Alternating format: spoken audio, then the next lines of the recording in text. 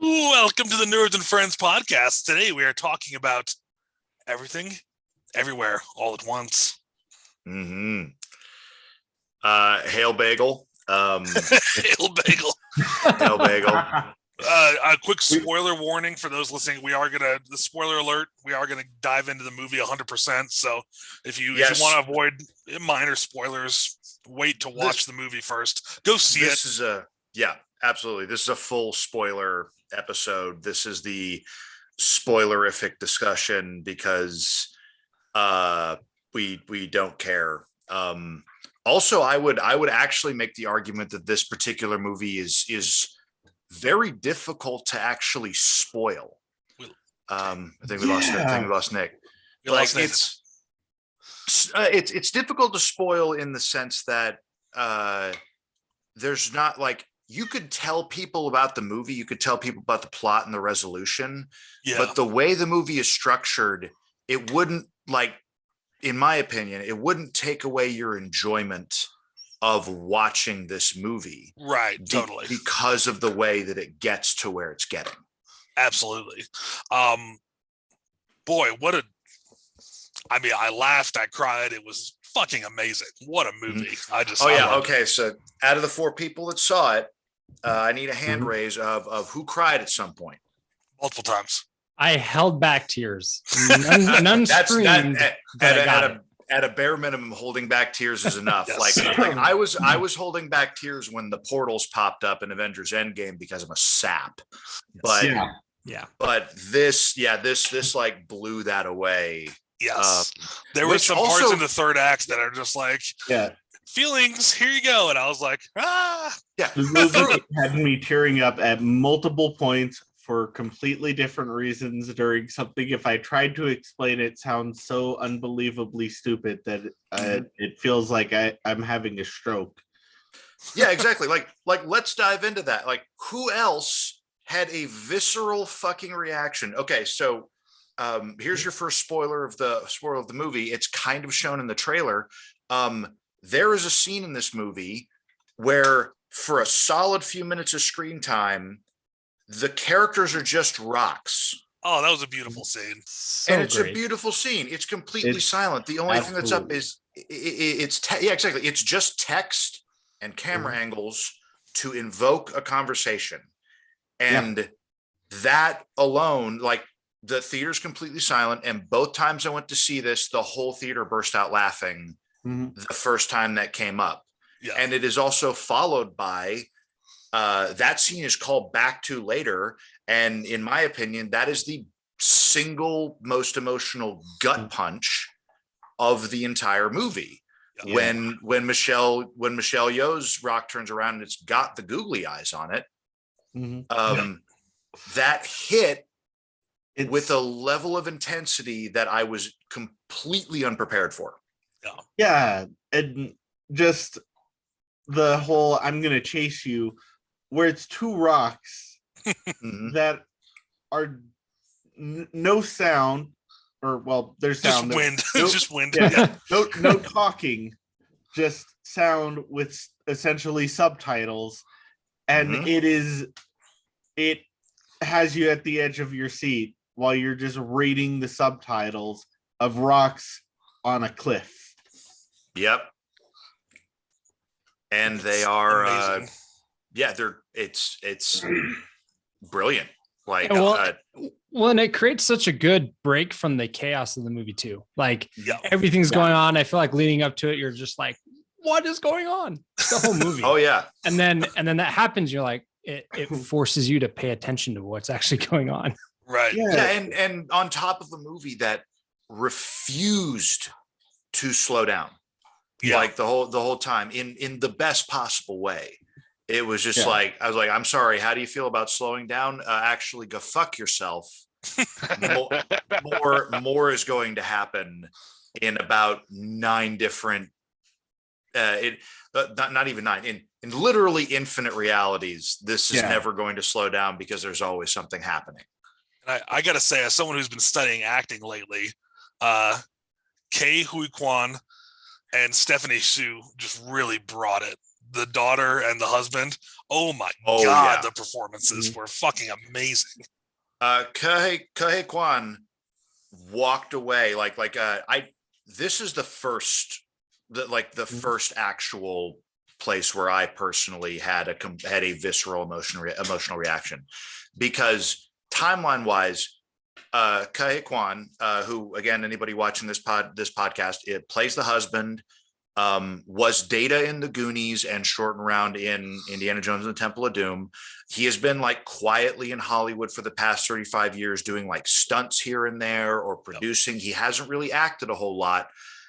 This is his first big role. He's the romantic lead in this movie, and he kills it. He knocks it out of the park. My God. And the scene where he does, like in different modes, and the scene where he does is he has just been stabbed with a piece of glass by Michelle Yeoh, and he turns around and he delivers the line of the movie where he just says, "I know you're all scared, and the reason you're fighting is because you're afraid, but I need everyone to please be kind, just be kind," and it fits. It hits. Yeah. It like there's almost no universe where that should work that well as a line, because it feels so blunt, but it is delivered with such compassion. Yeah, and I was floored. It's a line from an 80s cartoon show to sell toys, but it somehow just works with the level of chaotic everything that's going on as this thorough line. And it honestly, it doesn't even play out in a cheesy way. Like that speech comes out as one of the most sincere things in the entire movie, as just somebody who is, at least in that form, just like a genuinely good person. And yeah, it's just so perfect the way that everything just kind of plays out and plays into each other. And it's and I've as soon as I got out of the movie, I called Carey and was talking about this, of this is just a movie that understands nihilism in such a way, and how empowering it is, and how just understanding these bigger concepts can help you get past a lot of these hangups that people have about like everything going on there. Yeah. Absolutely. Like I would actually say like that's like the interesting thing about this movie is the through line is philosophical in a big way. This isn't a movie about conflict. This is a movie about peace. Yeah. And one of the more interesting things is Stephanie Shu's character, Jobu Tabaki, who for the first half of the movie, probably past that, is technically the antagonist, who everyone is telling Michelle Yeoh this is the villain. But in basically every reality, she is still Michelle Yeoh's character's daughter. Right. And she is Michelle Yeoh's character's daughter that has been pushed into this vast understanding of the, as she said, we are just random reassortments of particles, and every dimension is screaming for her because she experiences them all at once. But she doesn't have a healthy way to process it. Right. It's like she, and I'm going to take a pot shot at people that are fans of Rick and Morty, because there are two different kinds of fans of Rick and Morty. There are people that fucking understand that Rick is the bad guy, and who are the intelligent people, galaxy brain people. And then there are the people that idolize Rick. Stephanie Shu at the beginning of this is somebody who falls into the same trap of the people that idolize Rick and his philosophy. Right. Because it is the Stephanie Shu at first is the nothing matters, nothing will ever matter. What's the point? Everything is going to be a dumpster fire anyway. And Michelle Yeoh's character is the one that gets that, is drawn to that level of disparity, and then rebounds when the one bright point of her life shows kindness. Like, and it's literally just the choice to be kind from not Alpha Wayman, from not the husband that like knows anything about the universe. It's the husband that knows fuck all of what's going on. Yeah. But we're the worst version reality. Yeah. It's the worst version Wayman, who is still the one choosing to be kind. When this movie was like the first I've seen in a long time that had such an obvious message. Like it was just obvious, it was present, and it made it where it was like, oh, like I actually walked away feeling good and like feeling like, oh, I like that was a good movie, not just I was entertained. It was I watched something that had a good message, which I did not expect. I thought it was just going to be craziness and your typical fighting a villain across multiverses and whatever, and then walking away I was like, oh, okay. Like, I came into that movie as a matinee straight from seeing my grandma, who I haven't seen in 2 years, who has severe dementia. And I was very emotional coming into the movie. So to have that handed to me, I was like, whoa, like this is just what I needed right now. But it really pulled on my heartstrings quite a bit. So it's that great generational movie like that, honestly. Yeah, where it had something to say, and everything that happens in there is just all going towards that same point to actually buttress the point of the movie, which I really appreciate, because like when you're dealing with this kind of like cosmic sci-fi, a lot of movies just try to play it as safe as possible. Like, okay, we have weird concepts, so we have to like try to normalize this and make it as acceptable as possible, or make it as make the weirdness as small as possible. And I really appreciate that they just went completely the opposite direction. Went full on hot dog fingers. Yeah. Yeah. Like, and the fact, and I so can't even think about when they're eating the sauce. Dude, here's the thing. I was telling Will about this the other day, because that's one of those things about this movie. Or the paper cut scene. God, the paper cut scene. I was seeing it with a friend, and he was like, he audibly in the theater was like, "Fuck, will this scene end?" God damn it! Well, that's the thing about the hot dog scene, though. Nothing in this movie, as wild as it seems, is wasted space. No. Everything in this movie it has a catharsis. It has a buildup. It has a point. Everything in this movie is an amazing Chekhov's gun. Like 10 minutes into the movie, when you first see Jamie Lee Curtis's character, what's the only thing anyone's paying attention to? The fact that there are 3 giant butt plugs on her desk. Right? Yeah. Like that is like we need to rename Chekhov's gun as Daniel's butt plug, because you're like, and then she points it out, like, it's a trophy. I know, that one close up. I'm a great auditor. Yeah, I'm a really great auditor. She fucking stole best supporting actress, by the way, in this movie. It was just so. And go on. I don't want to. No. I was going to say what we talked about, like when the callback was, you see. By the way, so I'm going to tangent a little bit. The fight scene against the 2 guys that shoved the trophies up their butts. Yes. Those 2 Nathan's guys just driving. Nathan's like, "What the fuck are you talking about?" Exactly. Like Nathan, welcome, some of the weirdest shit. Welcome to our world. We've all had a collective stroke. Those 2 actors, fitting right in here with you. Excellent. Those 2 actors were the fight choreographers for the movie. Oh, really? They are self-taught martial artists. Really? That started posting stuff on YouTube because they mimicked old kung fu movies that they liked frame by frame. What? That's awesome. I read an article about it before I watched the movie the second time. It just popped up on my feed, and I was floored. Because they're brothers. And they are. I didn't know that. Yeah. They don't have quite that look of brothers, but they I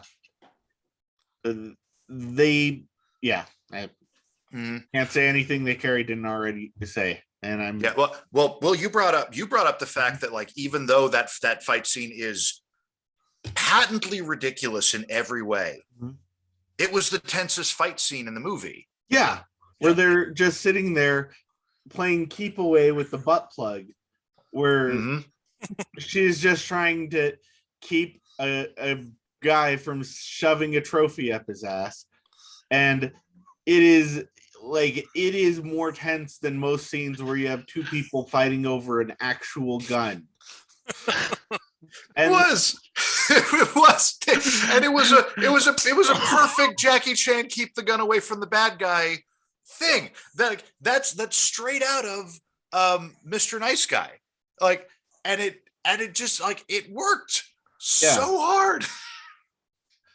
Or like when the hot dog scene that we kind of got mentioned earlier, or the hot dog finger, where you look at that and you're like, okay, this is just some dumb nonsense for comic relief, and you write it off as being just like a way of expressing how weird this is, which I mean by itself worked for that purpose. But then it comes back in the final arc, where she then has to fight with her feet. Yes.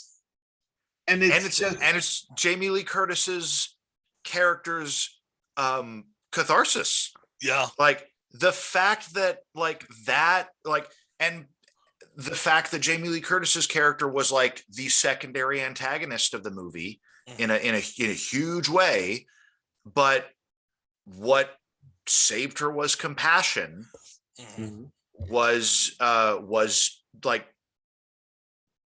not just insane, but it worked so well.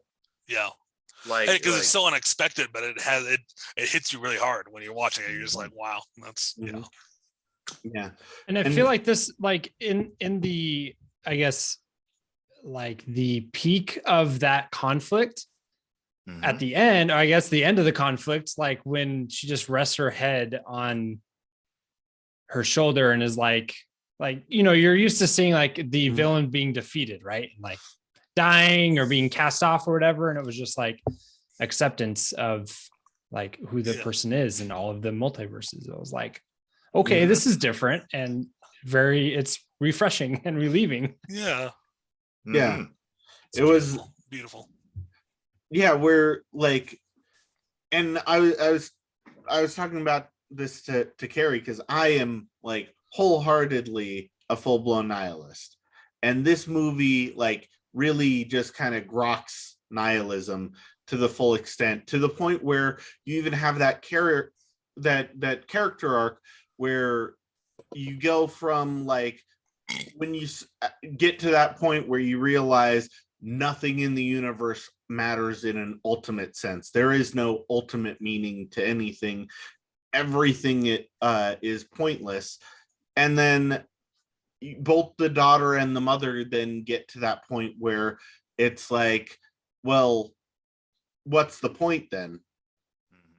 But then the actual like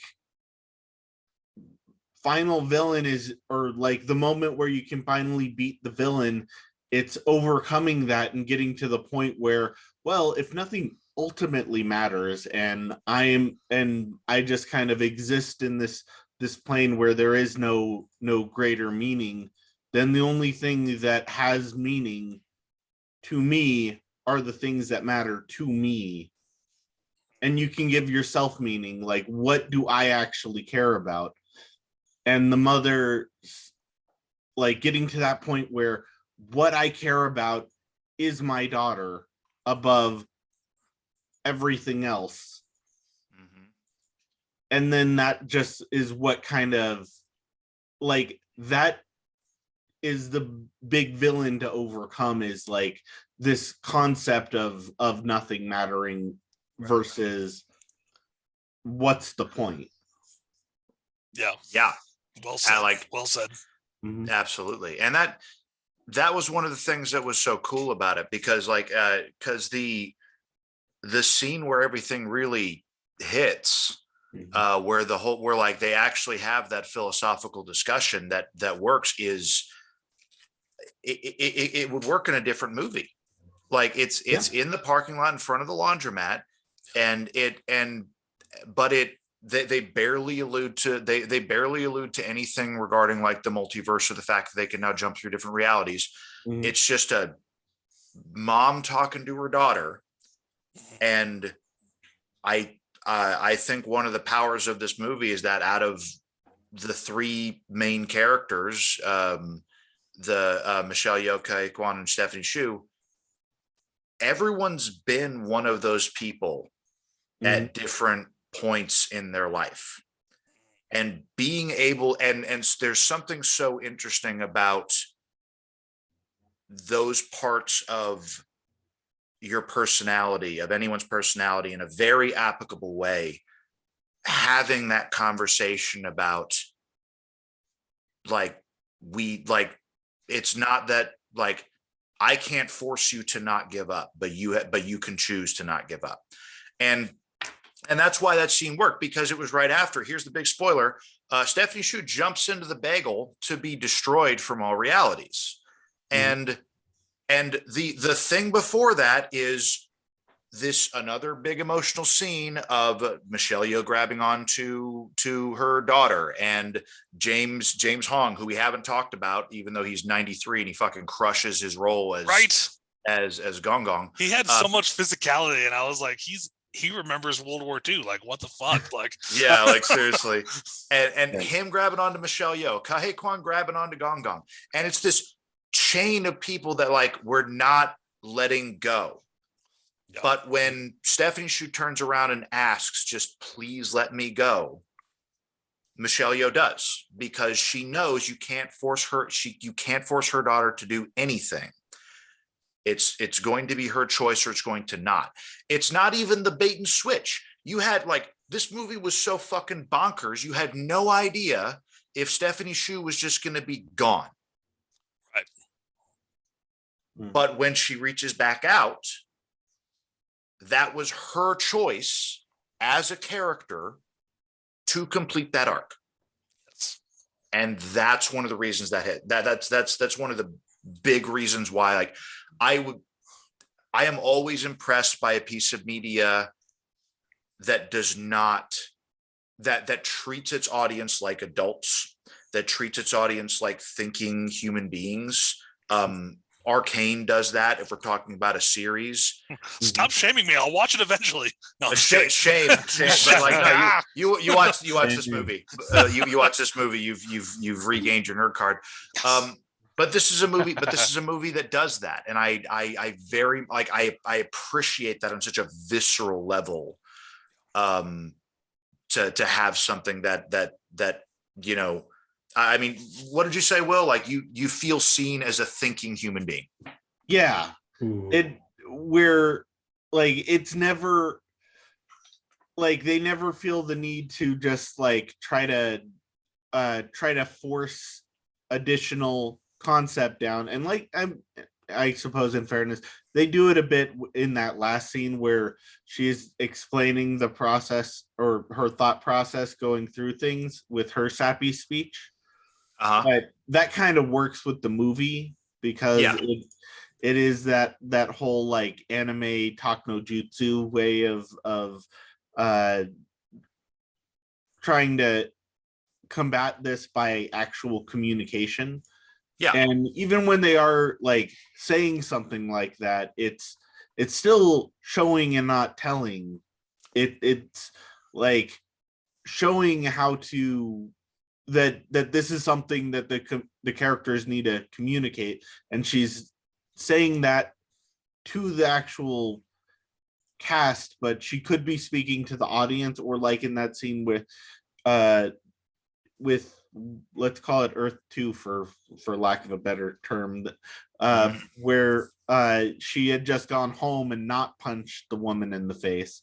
That reality where nothing happening there is quite like that could be happening in its own pocket, completely separated out from everything else, and you don't really know, like, or is this the mother's talking to the villain of the movie, or is this just her talking to her daughter?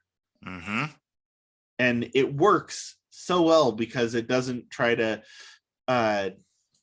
beat you over the head with an explanation or setup. It's like, okay, this shit's weird. We're just gonna go off the deep rail and just show you exactly what it is we're trying to communicate with here. Straight up. Yep. Like we are taking the dive. This whole movie was basically like, we are absolutely freaking flying blind on a rocket cycle, and you're coming with me, motherfucker. And I told Will this, I think yesterday or a couple of days ago, like, I'm so impressed. I was so impressed because I go to a fairly like a semi indie theater out here. That's how I could see it. The range of ages of people in both showing that thoroughly enjoyed themselves. Like the second time I showed it, at least because I went and saw it in the middle of the day, at least half the audience was very elderly. Like a couple dudes were coming in there in their walkers. Interesting. They were right behind me, and when that rock scene happened, or the butt plug scene, they were cackling like mad. That's awesome. It was amazing. I mean, I know it's Los Angeles and, you've got cinephiles everywhere, but like, there was something so cool about the fact that like when I went to go see Deadpool back in the day, I was sitting in front of a couple of like older aunties who during that montage of Ryan Reynolds and Morena Baccarin having sex, they were just like, it's like, well, I just think that's uncalled for. It's like, really? You walked into Deadpool. You walked into an R-rated superhero movie, like, but like this wasn't like that. Like, this wasn't like that in any respect. It was like, it seemed like there was a range of ages, a whole bunch of people that really had fun. That's awesome. Enjoying a movie that is patently stupid in a lot of ways. Yeah. And just trying to, like, going back to just that weird factor where like they didn't back up on any of the weirdness. No. But like when the actual like reaching apotheosis scenes there where towards the end of the movie where Michelle Yeoh's character is like, after you go through all of these different just bizarre scenes and you have the callback to the hot dog fingers where she's fighting with her girlfriend, wife, whatever. I'm not quite sure what was happening in that scene. And then you go to the scene through all of the different scenes where she's just tearing everything down, and except for the rock dimension. Right.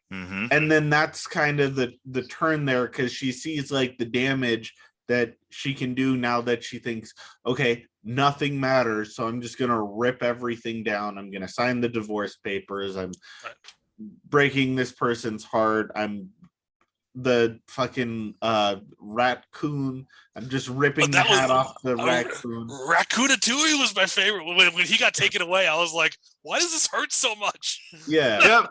It's like, no, Ratatouille. Like, yeah. Jesus. Like, like, tears everything down, and then you have that scene where everything's turning around, and you have Ratatouille where you're sad for a fucking really bad puppet of a raccoon. Yeah.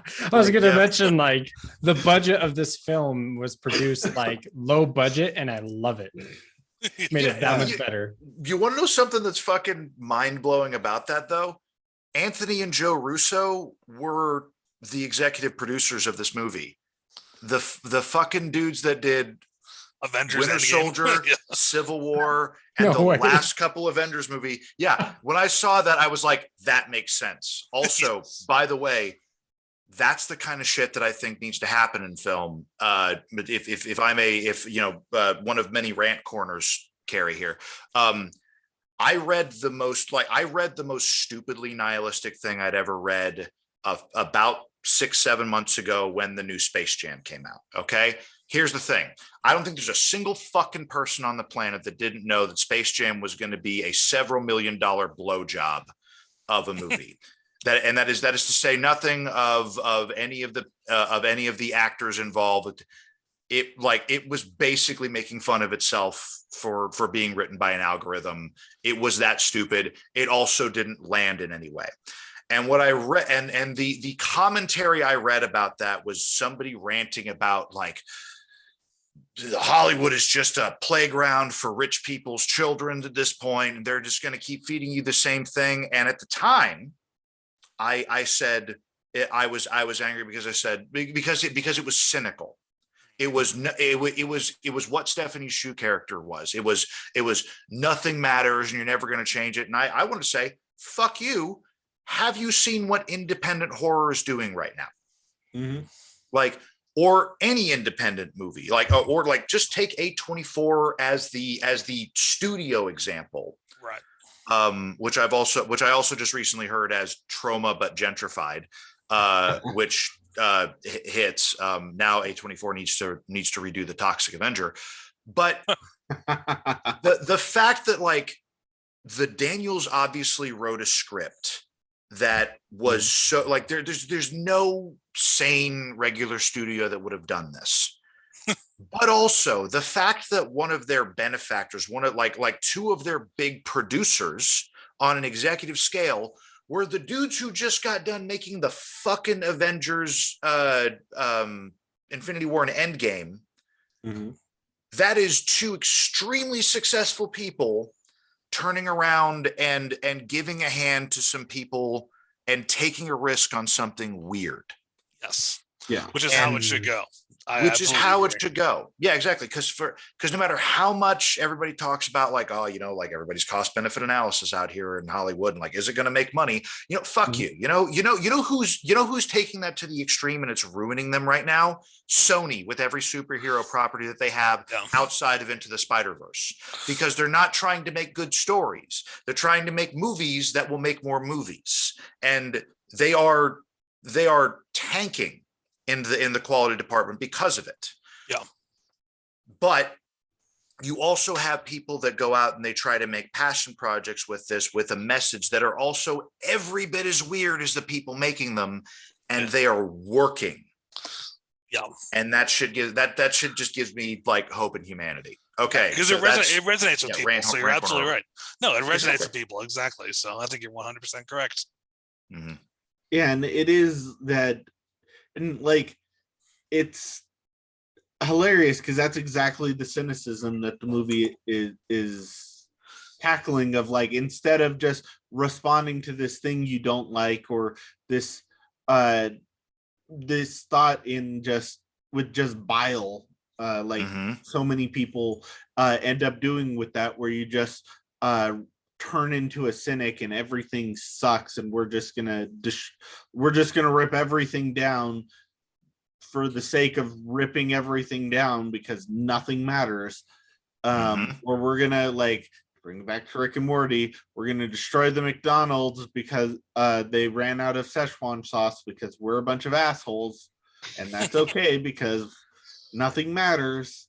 And then just kind of the response to that of like, your actions still have consequences, and if you have anything that you care about, it doesn't matter like that nothing matters to the universe. Things still matter to you, and because the only thing that has any type of meaning is what meaning that you give it, like you have to like, you don't have to live up to other expectations aside from what is going to be important to the things that are important to me. Well said. Yeah, it's very well said. And it's crazy because this is something that like everybody always overlooks when like talking about like 80s cartoon shows. It's that where you have like, oh, you have this villain who's this nihilist of nothing matters, so I'm going to destroy the the world Captain Planet type thing, and then it's like, no, love matters, and you kind of miss a step there of overcoming nihilism with, you're trying to like fight nihilism with the power of friendship. That's the trope you're looking for. And like that could work, but like literally this movie makes it work. But usually it's like, no, things do matter. Everything is ultimately important. And that's just the complete opposite message of what this movie decides to go into. Yep. And it really just kind of takes that to the extreme of like, okay, you want to overcome chaos and meaninglessness with kindness. This is how you do it. You give yourself that meaning, you give yourself that purpose, and you just go back to your little tiny apartment above your laundromat and enjoy your family. Yep. What a beautiful movie. What a beautiful movie. Yeah. And that like the touching scene there at the end where you do see her kind of insult the girlfriend, but in a different way than what she was doing before, where she tells Becky to grow your hair.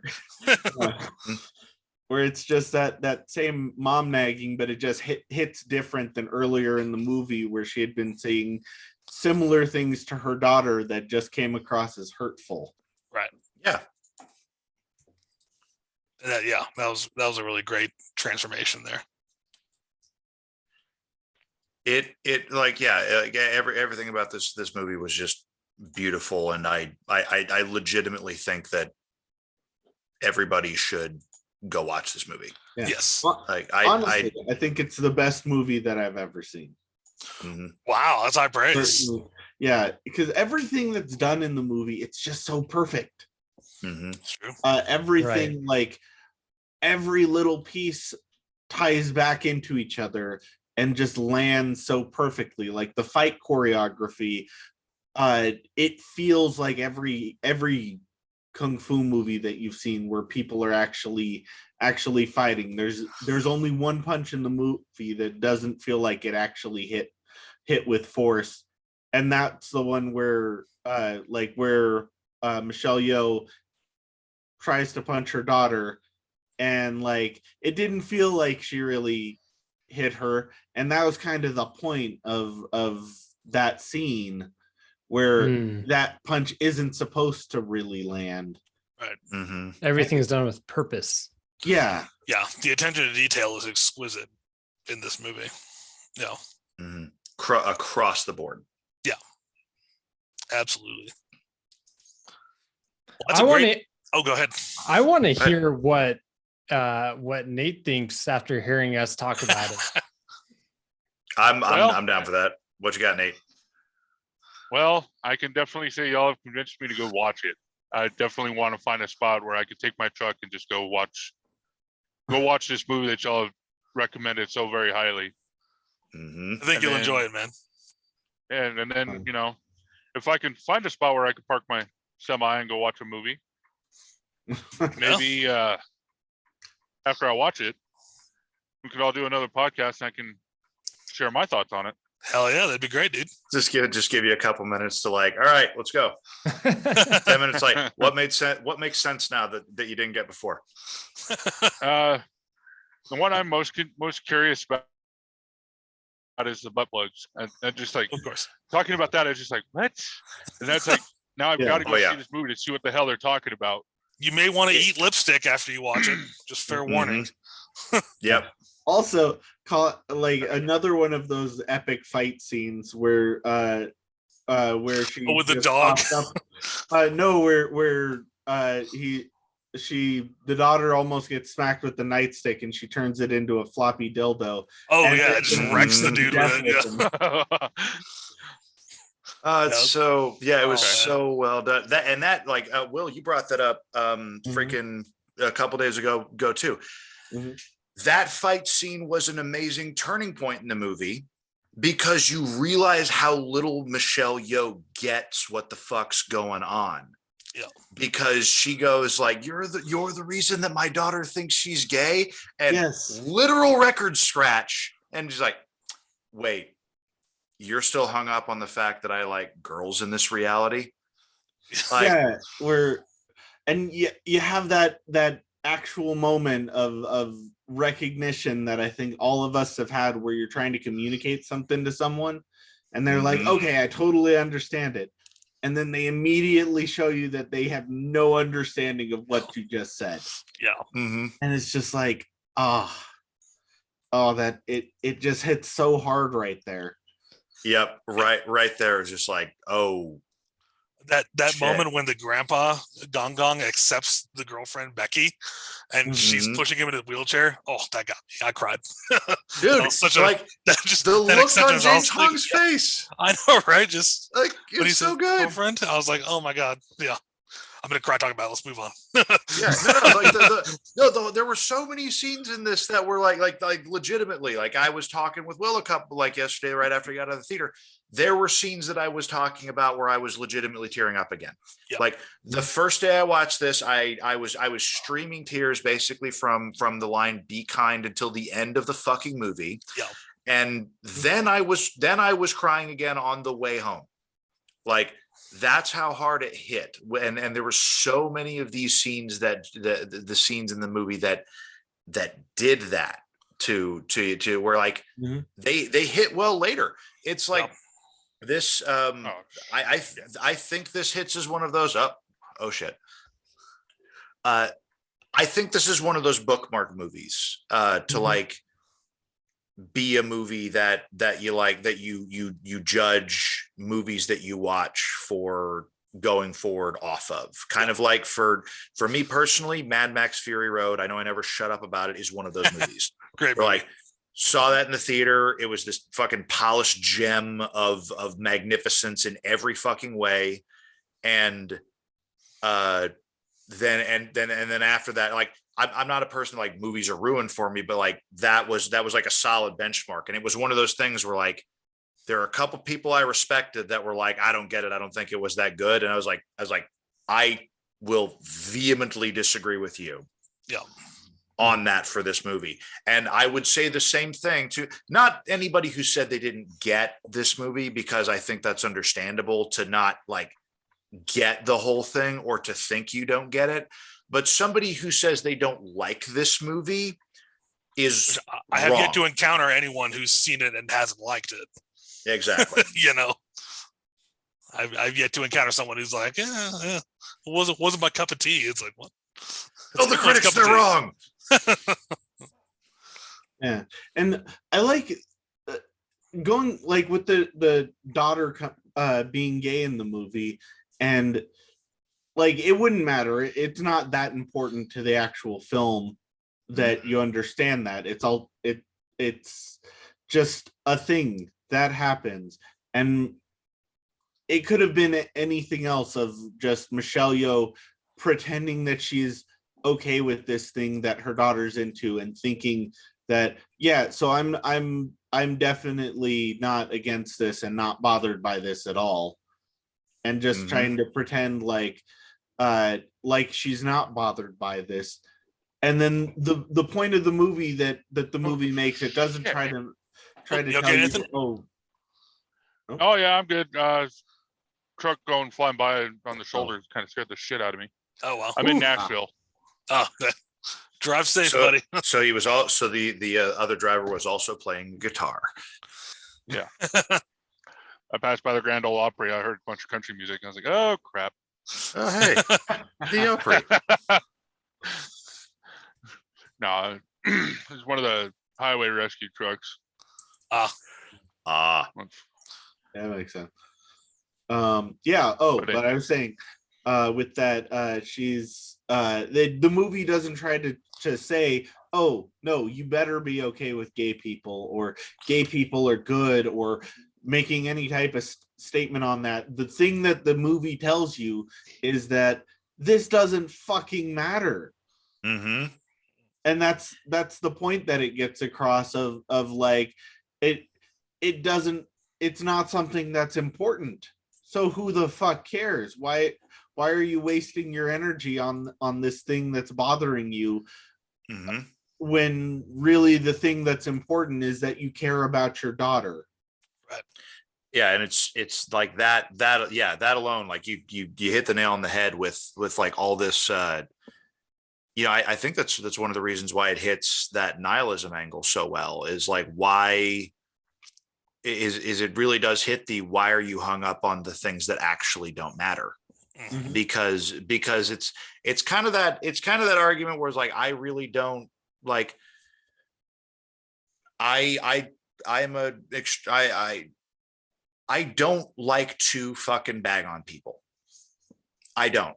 Like, I had this weird not revelation, but to anybody who had by the way, good companion to this, like, if you're a comic book fan, go out and find all 4 volumes of the Grant Morrison comic The Invisibles, which is also the comic that inspired the original Matrix, and read that cover to cover, because it addresses a good chunk of these concepts in a very Grant Morrison was on a lot of acid mushrooms way, but it's fantastically written.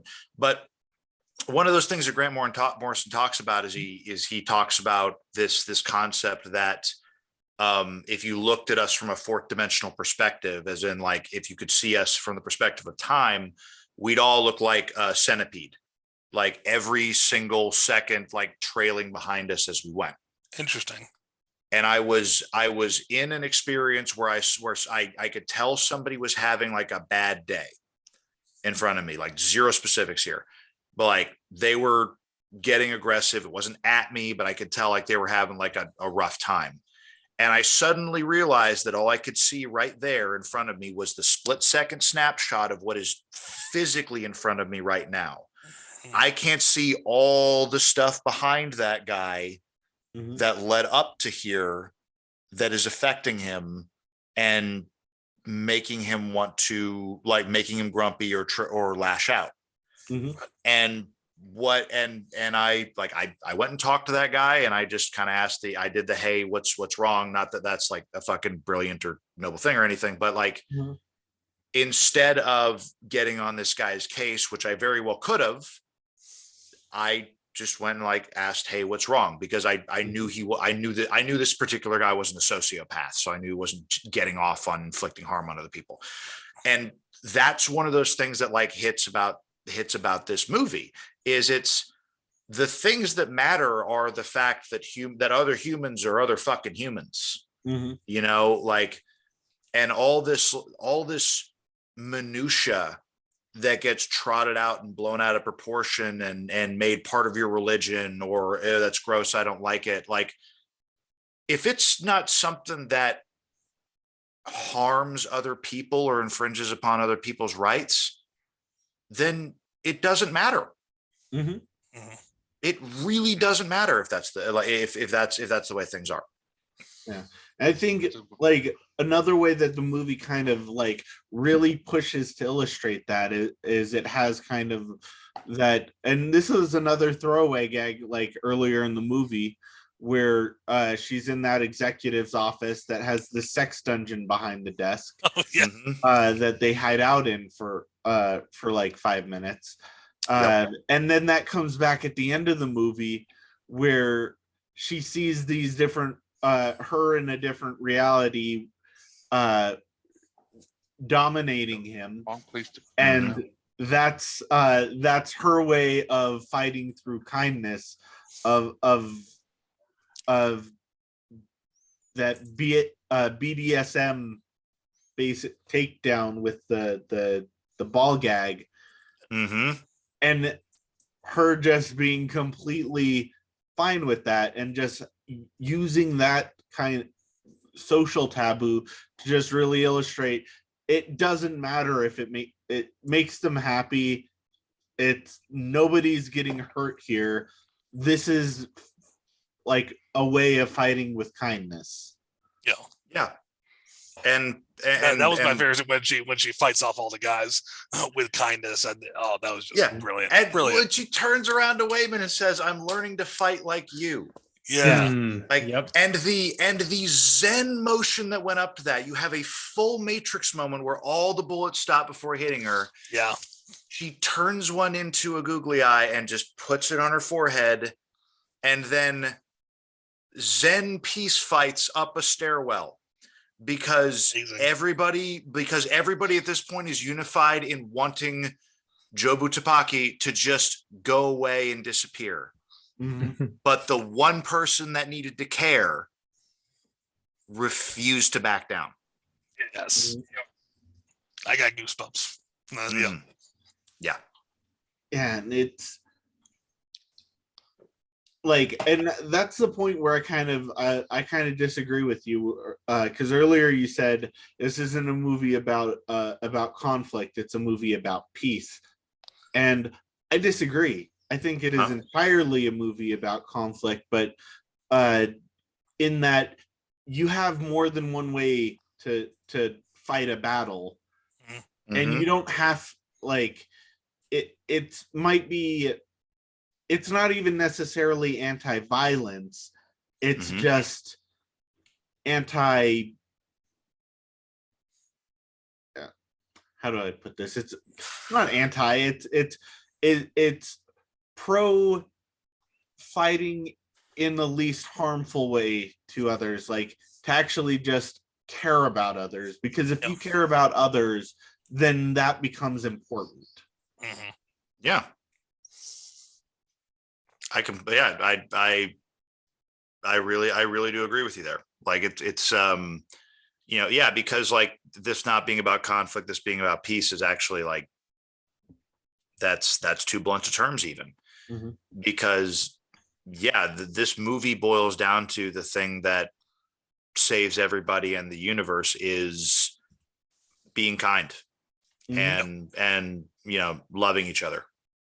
Yeah. And that's such a it's the reason I think everybody should go see this, because this is the kind of movie that we need right now. And I think there are a lot of people in the world that don't feel heard. Like they feel so like I mean it's that everything feels like a dumpster fire. Everything's getting progressively worse. Like like one of the most depressing things I ever saw on TV, aside from the whole rest of season 3 of The Newsroom, by the way, Aaron Sorkin, I'm sorry, but you should have taken more time with that shit. Was there was a whole episode where basically there's 10 minutes of an actor who's playing a climate scientist looking straight at the camera and saying it's too late to do anything about climate change. We're completely fucked. If we'd gotten this 10 years ago when everybody's first raising the alarms, yada, yada, yada. And it's just like, that's a type of nihilism that of catastrophic nihilism, of like that it's not true, first and fucking foremost. Okay, there are a lot of scientists out there that say that there are ways that we can fucking change to like turn things back. It just requires a lot of being kind and maybe working together. But that's something why like I don't particularly believe in deplatforming, but that's something that went out on a national fucking site. And even though I don't think anybody was watching that dog shit season of a TV show at that point, I cannot tell you how disappointed I was with that third season of the Newsroom, because every single person who got out of college in 2012, 2013 saw that 5-minute clip of fucking Jeff Daniels just tearing down everything that's wrong with the way that we talk about politics, because it was brilliantly written. It was a great Sorkin line. That whole first season was a great Sorkin season. That second season was iffy. That third season, I wanted to make a simile that would have been the most inappropriate thing of all time, so I will not. But let's just say I would rather shove one of the butt plugs from Everything Everywhere All at Once in my ass without any lube or prep, then watch a single second of that third season again. Oh wow, I didn't know I'd be in that rant corner. Anyway, so that's one of the, yeah. You want to know how I really feel? Yeah. Nope. Sorry, this is my X-Men shirt. I wouldn't do that in a hot minute. So on that note, everyone who's listened, go see Everything Everywhere All at Once. It is a phenomenal movie.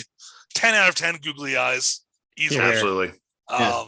Yes, so and we can't wait to hear from Nathan once he sees it. Let us know how you like it, my friend. But I think that's a great endpoint for a wonderful episode of Nerds and Friends. I think that's awesome. Agreed. Yeah, thank you, everyone. I enjoyed it. Yeah, this was great. Bye. Later.